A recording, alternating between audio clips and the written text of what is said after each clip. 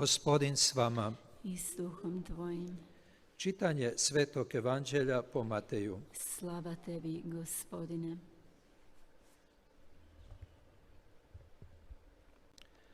Pošto je nahranio mnoštvo, Isus odmah prisili učenike da uđu u lađu i da se prebace prijeko dok on otpusti mnoštvo. A pošto otpusti mnoštvo, uziđe nagoru nasamo da se pomoli. Uvečer bijaše ondje sam. Lađa se već mnogo stadija bila otisnula od kraja, šibana valovima. Bijaše protivan vjetar.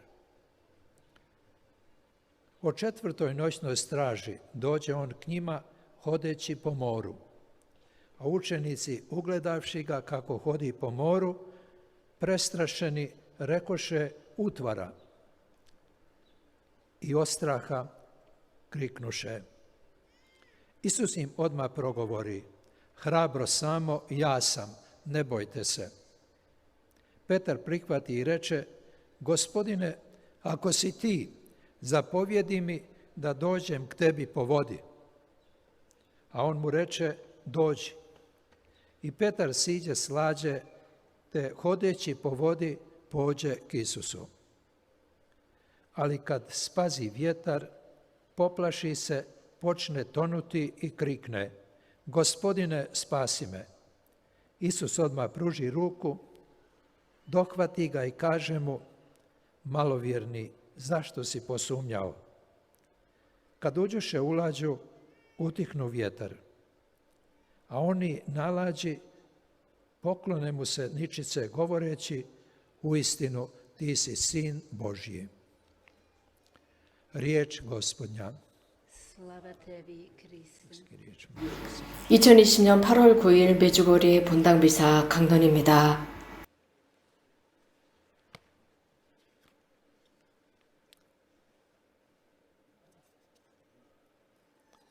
Draga braćo i sestre, 사랑하는 형제자매 odrasli 여러분, ljudi znaju reći 나이가 든 사람들은 da ću s 이런 godinama 말을 할 imati 줄 manje 압니다. poticaja na grijeh, manje napasti.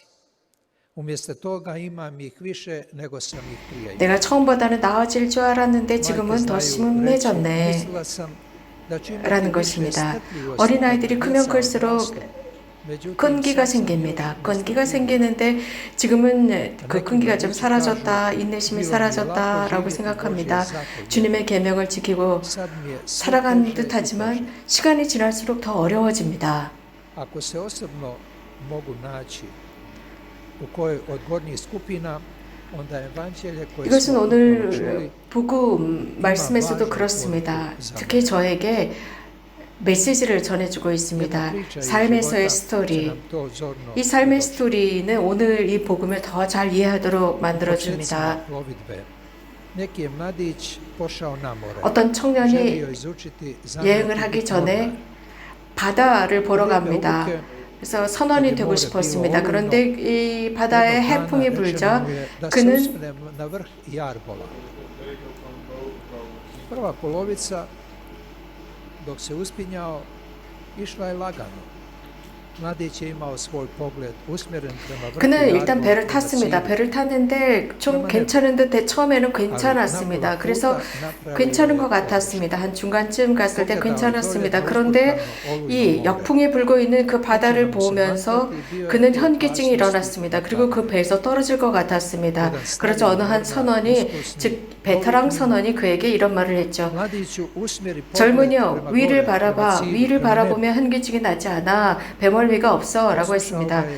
그러자 Uspješno se popeo do vrha. 젊은이는 위쪽으로, 배 위쪽으로 올라가서 하늘을 Mladić je napravio 바라보는 istu pogrešku koju je prema 모습을 današnjem 보여주었습니다. evanđelju 그러니까 이 젊은이도 그렇게 했죠.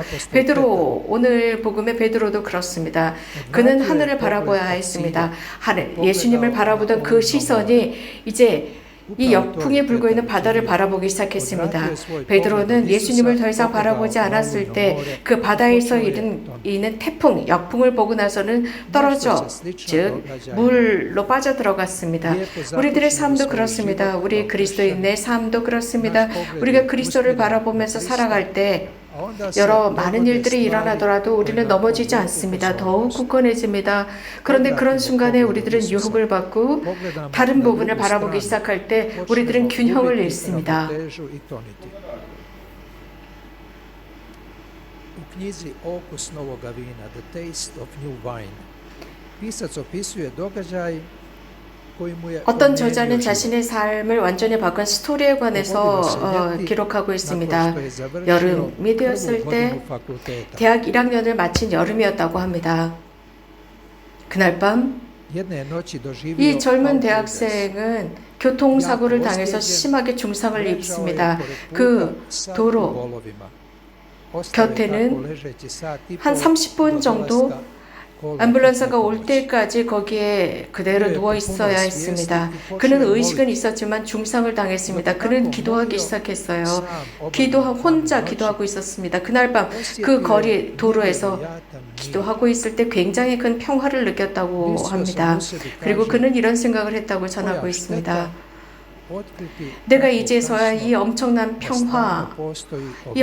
평화를 발견하고 이 평화가 존재한다는 것을 이제야 알았네 라고 했다 합니다.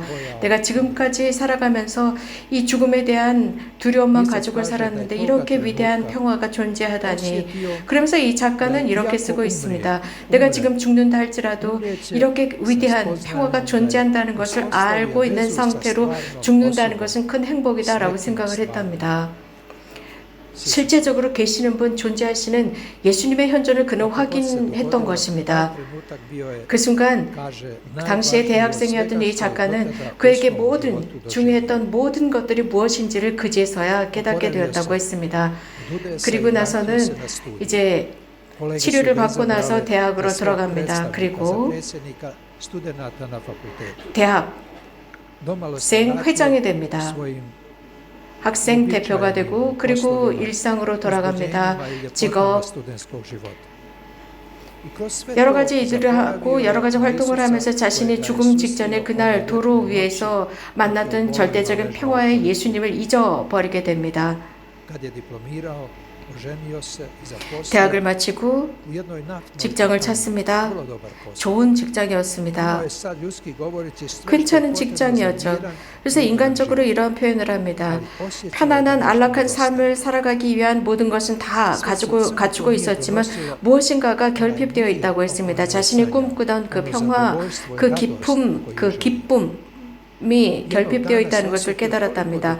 그런데 어느 날인가 문득 일상의 일도 할 수 없는 정도로 심한 우울증을 느끼게 됩니다. 그러니까 자동차를 타고 직장 동료들과 함께 다른 곳으로 갑니다. 그리고 도로를 달리다가 자동차를 끈 상태로 그 자리에 남아 있었다고 합니다. 그는 거기에서 이런 생각을 했다고 합니다. 새 출발을 할 수 있어 라고 생각을 했다고 하죠.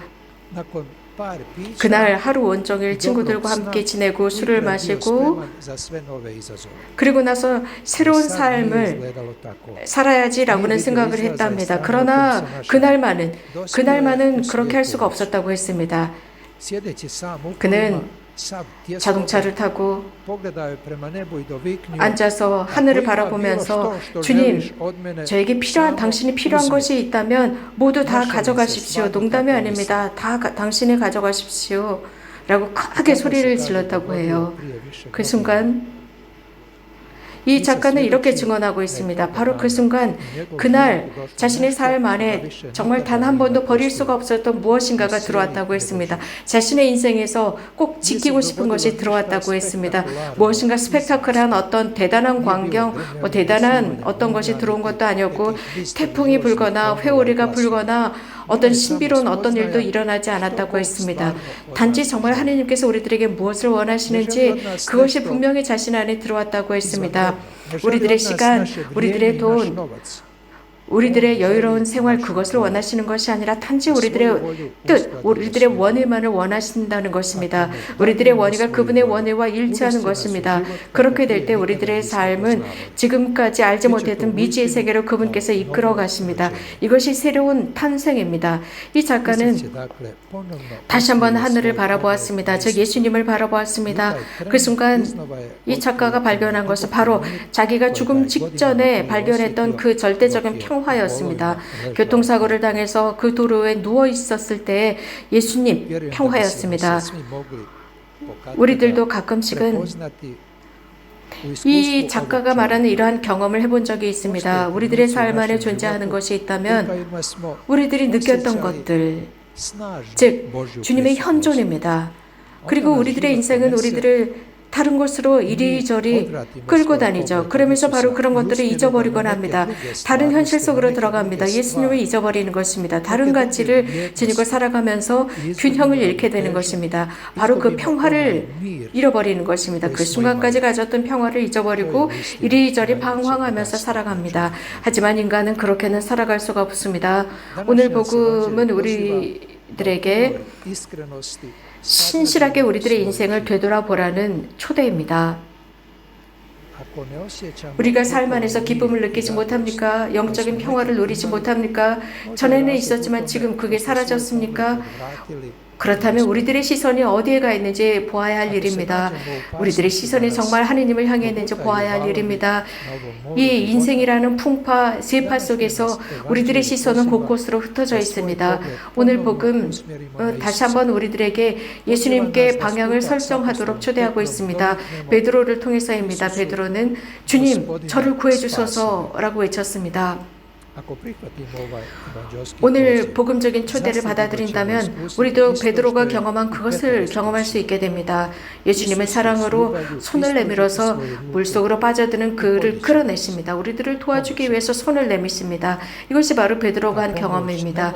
이러한 경험은 놀라운 경험으로 끝나는 것이 아니라 물론 놀라운 경험이지만 그 경험을 계속 항구하게 지켜나가는 것입니다.